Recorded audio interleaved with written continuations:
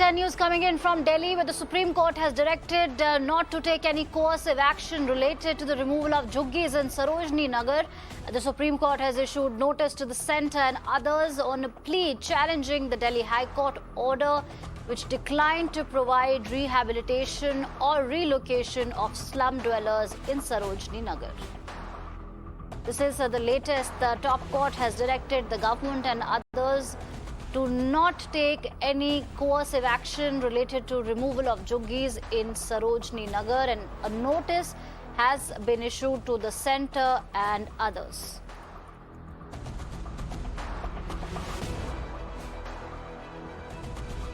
Remember, the Supreme Court was hearing a plea on the removal of shanties in Delhi's Sarojini Nagar.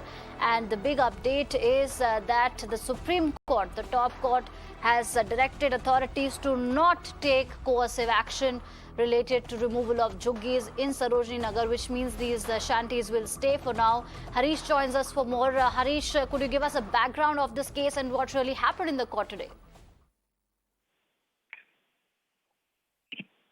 Yes, it's a big relief for around large number of Jhuggi dwellers in Sarojini Nagar area of Delhi.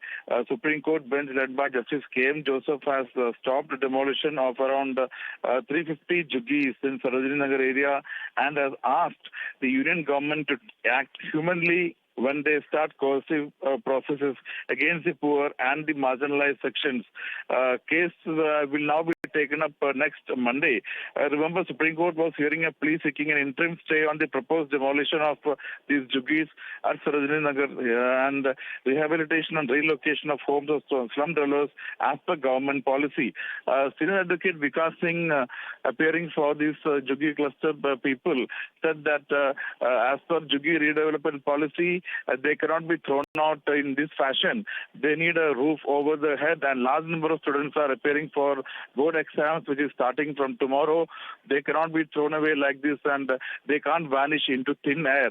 The Supreme Court found the prima facie merit in the argument and said that human approach should be adopted, and they have asked the Additional Solicitor General K.M. Nataraj, who had appeared for the government, to take a human approach and that no coercive action be taken for till the next date of hearing.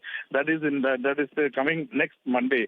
Remember earlier, even in before the single judge statement was made, these people need some shelter above their head. The petitioner board exam is starting tomorrow. The parents of all these children are working in the city. They can't be asked to vanish in thin air. So for the time being, it's a relief for these Jhuggi cluster people, and for the time being, Supreme Court has said the government should not take any coercive action against them, and the matter will be next heard coming Monday. All right. Thank you, Harish, for those updates.